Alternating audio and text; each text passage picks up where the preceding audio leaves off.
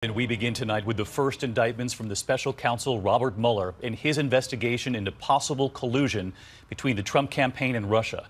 Two former members of the Trump campaign under house arrest at this hour. Former Trump campaign chairman Paul Manafort today pleading not guilty after that 12-count indictment. Manafort helped orchestrate Donald Trump's convention.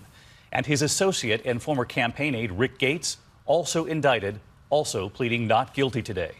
And tonight, a third man, an advisor to the campaign, this time, though, pleading guilty and now cooperating with the FBI.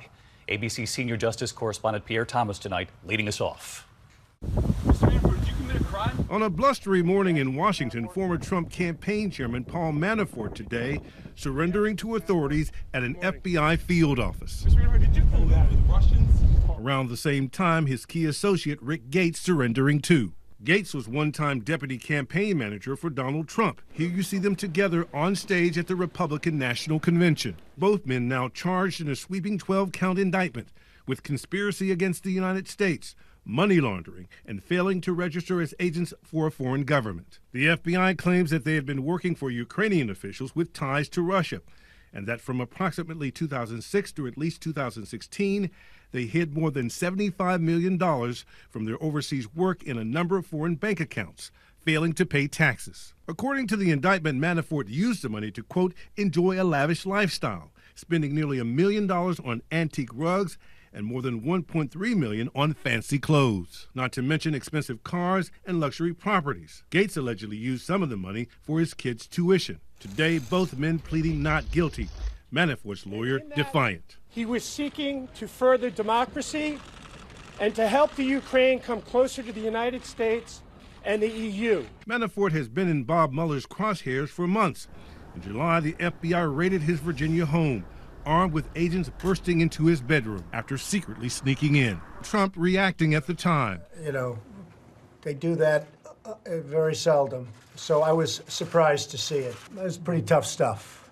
Mr. President, To wake him up, perhaps his family was there. I think that's pretty tough stuff. In his 5 months working on the Trump campaign, Manafort orchestrated the convention and denied he or Donald Trump had any ties to the Russians. Are there any ties between Mr. Trump, you or your campaign, and Putin and his regime? No, there are not. It's absurd, and there's no basis to it. Today's indictment does not allege Manafort colluded with Russia on behalf of the Trump campaign. But just hours later, an even bigger bombshell, this time pointing directly to the question of collusion. A third person charged, but this time a guilty plea from a former Trump campaign advisor named George Papadopoulos. Papadopoulos acknowledges he spoke with a professor with close ties to the Russian government.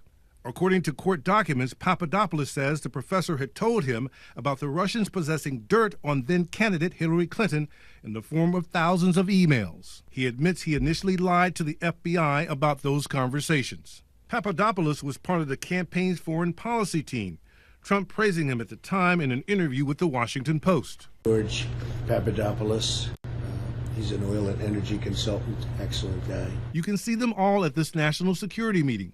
Papadopoulos here just a few seats away from Donald Trump. He told the investigators at that very meeting, March 31st, 2016, he informed the group he had connections that could help arrange a meeting between then-candidate Trump and President Putin. The Trump-Putin meeting never happened, but in his plea, Papadopoulos makes one thing clear. Several members of Team Trump knew he was talking with the Russians about helping the campaign. He says at one point he was told by a campaign official, "Great work."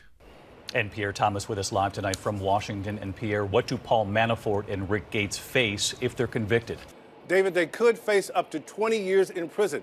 Manafort was released on a $10 million unsecured bond and was placed under house arrest.